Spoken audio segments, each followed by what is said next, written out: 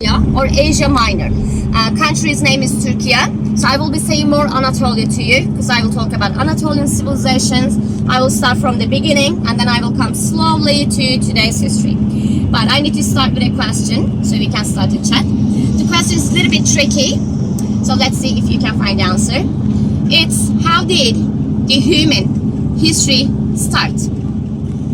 Our ancestors, they found something, they invented something in the middle, and then it changed rest of the history completely.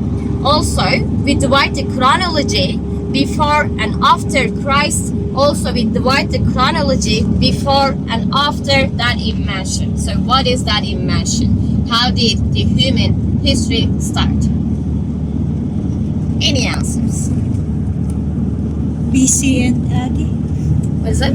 BC and AD. Yeah, BC and AD. Like we divide the chronology before Christ and after Christ, but also we divide the chronology with invention in the middle, before and after that invention, because it's something so important for civilizations. That's how the civilization shaped with that invention. Exactly. Can you say it loud, please? Writing. It's writing. It's first script. It was something so important. We divide the chronology before and after writing as well, because writing shapes civilizations. That's how the civilization started. So basically, our ancestors, like before that, our ancestors were living in caves. They were scared of wildlife, and they were making like tools made of obsidian. Obsidian is very sharp volcanic glass, and they were hunting mammals, they were cooking on the fire. They even found the fire by accident because they were trying to make tools out of two flint stone. They were hitting two flint stones to each other. That's how they found the fire. And then they had some plant dyes as well. They were melting on the fire, and then they were making art on the wall of the caves. They were drawing mammals. That was actually a ritual to reach those mammals again so they can hunt, eat, and survive. But later on, they made sure they were not scared of wildlife anymore. So they had to move out of the caves. They moved out of the caves and they settled down. Today's Syria and Iraq, Mesopotamia. We call Mesopotamia this area. They settled down in this area because Mesopotamia is a perfect place for settling down. We have the fertile soil. Also, we have water source because we have two rivers, one called Euphrates, one called Tigris. So basically, they settled down in this area. They found agriculture because they found the wild grain we called corn, and they figured out how to grow grain from corn. They found agriculture, farming. They settled down. They were growing vegetables. They started eating vegetables as well. But in that time, they were exchanging some goods with each other.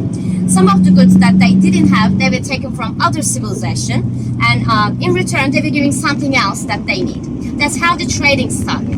And because of exchanging, because of trading, they had to invent writing.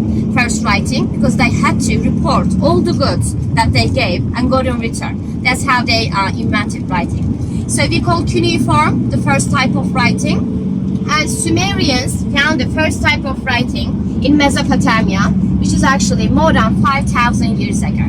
They were using very soft clay tablets, very small tablets, and they were making shape with the plant stroke. And then that we call cuneiform.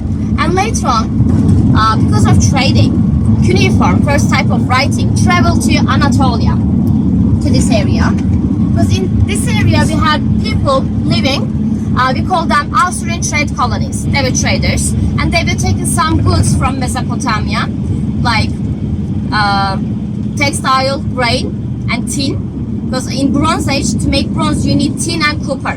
They found the tin in Anatolia, but they found the copper in Mesopotamia. So that's why they had to take tin from Anatolia. And in return, they were taking tin, silver, and gold from Anatolia. So later on, we had a group of people, like first locals living in this area. We call them Hattians. They are the first locals of Anatolia. They were living here. And later on, they had some migration from Central Asia. We call them Hittites. Hittites came and mixed with Hattians. They took their religion, economy, culture, everything. They got very big. But they gave silver and gold to Mesopotamia. That's why their economy collapsed and they had to move down around the Mediterranean area. They lived for a while and later on they vanished off from history as a civilization. And again, after that time, we had another migration, but this time from west. We call them sea people. sea people were actually Greeks. They used the Greek islands step by step to come and colonize Aegean area, this area. They went down all around Anatolia. They settled down. And later on, we had another migration, but this time, these people were so barbaric. We call them barbaric Greeks, Dorians. They came from this way. They went down. And we had a Troy War here. Maybe you watched the movies. There was a big wooden horse. The soldiers were hiding inside. That was actually a gift, but that's how the Troy War started. And then they went down. They burned all the cities. We had huge bushfires all around Anatolia. And because of those bushfires, all the locals of Anatolia had to move all around the world. They lived in different lands for a while, and some of them came back again. So we had one civilization called Phrygia in this area, and one civilization called Lydia in this area. So they settled down. One more question, something so important. What did Lydians find? Have you heard Lydia before? Lydia. Lydians found something so important. We still use it today, and we can't do without it. We have to use it. It's kind of their fault. We have to use it. It's good but bad also. Lydia. You heard probably. At the back? Lydia. So, I'll give you a hint. Lydians were here. So I'm mostly talking about this part now, because Pamukkale is here. Lydians found something so precious. We still use it, and we have to work for it. You have to work for it. What do you work for? Yeah, exactly. Can you say it loud, please? Money. It's money. It's first currency. They found the first currency, first money. Lydians. Lydia was here. So there was one clever king. He found a source around Pakdalos River. There's a river called Pakdalos. And the source was actually electrum. Electrum is mixed with silver and gold. And then they used this as a first currency, first coins. So Lydians were actually the richest civilization ever because they found money. Everything was made of gold. There's even one legend, one myth about this, saying that the Lydian king touched his daughter, the daughter turned into gold. And also there is one phrase you use for rich people, you say riches Harun or riches Harun. Maybe you heard this before. Harun was actually the richest king of Lydia. So if you have the money, if you have the gold, you get the attention. They got the attention from east again. We call them Persians. Persian Empire. Persians came and they had a big war with Lydia here in the middle. And all that money, all that gold couldn't help.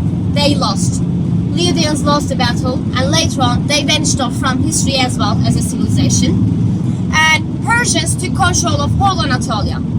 They were ruling Anatolia until Alexander the Great, Skander, he came from Macedonia. He conquered whole Anatolia, and his wish was to go as far as east until India. But he couldn't make it. He died in Babylon, Iraq, at the age of 33. He was probably murdered. We believe in this. So he got the attention as well. He was such a great and young king, but he couldn't have a chance to enjoy his borders. He just died. So that's why his 4 generals shared his legacy. One of them built the Attalid kingdom in here again. And later on, Attalid kingdom turned into Pergamon kingdom. And we had another migration from today's Italy, Romans basically. Romans came and they took control of Pergamon kingdom. They were ruling Pergamon kingdom. And after that, they extended their borders from Italy to Anatolia. So whole Anatolia became Roman Empire after that. So Roman Empire is one of the biggest empires. They ruled for a very, very long time. And in that time, Romans were believing in paganism. Paganism is basically the same with Greeks actually. We call them we tell them as myths, as stories now, but that was actually their religion back then. It was paganism. So Romans took everything from Greeks and they changed the names. They just changed the names. They named them as planets, today's planets, but it was actually their religion. It was their gods and goddess.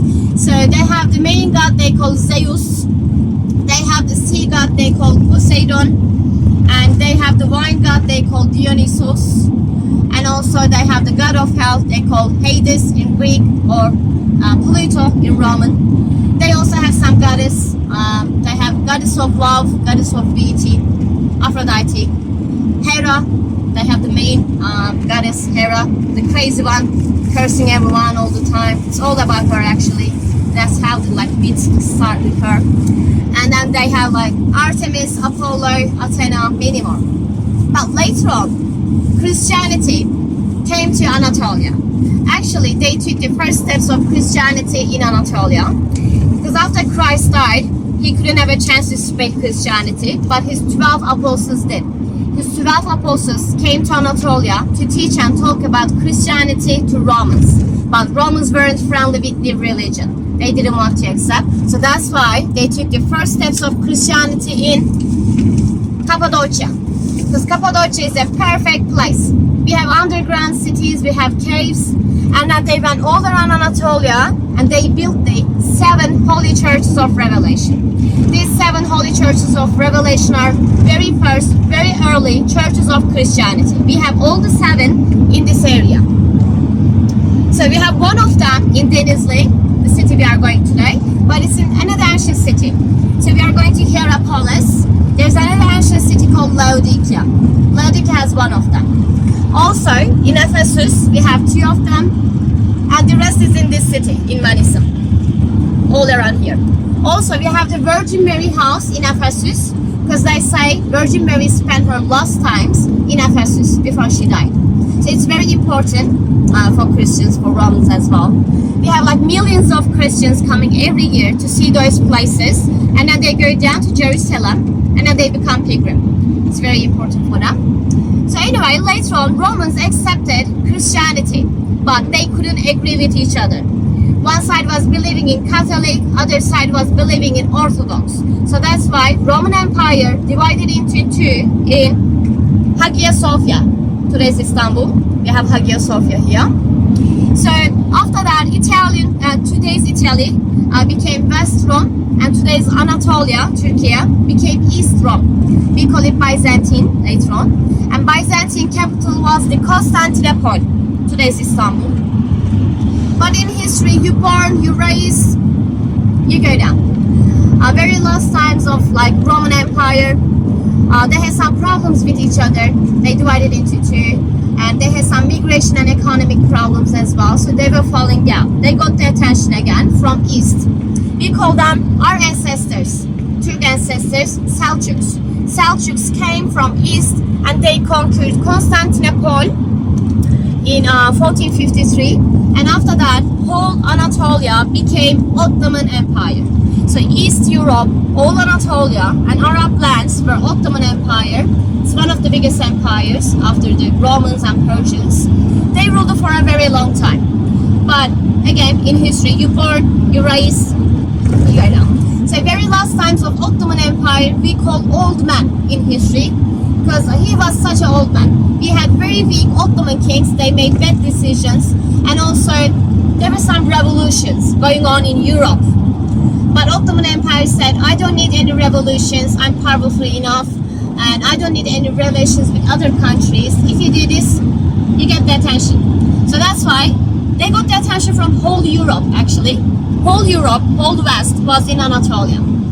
So we had so many countries in here. We had like France, Greece, Russia, Italy, UK.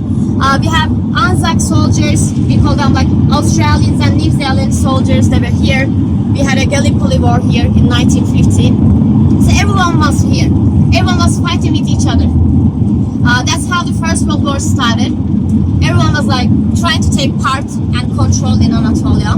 It's like one of the biggest shame of humanity. There's no reason at all. So many people died.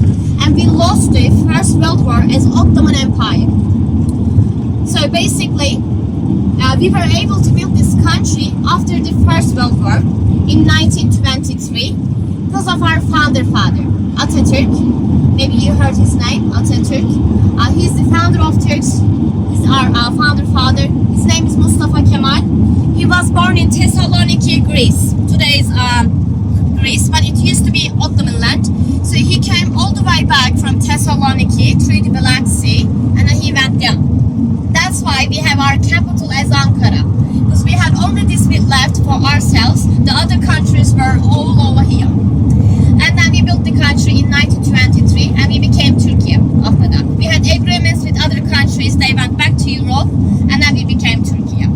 And also, this year is our 100-year anniversary, and also we found our flag, we chose our flag as from the First World War, because the ground was colored in blood, so many people died here, and the moon and star was hitting those bloody ground. That's why we have our flag as red moon and star. It has a meaning for us. It has everyone's blood, not only Turkish people. So it's a little bit dark, but also has a like sweet meaning. And also we changed so many things from Ottoman Empire to, because we weren't modern at all in Ottoman times, and our father Atatürk, his wish was to build a modern country. So we were using Turkish. It was always Turkish, by the way. In Ottoman times we were speaking Turkish. It wasn't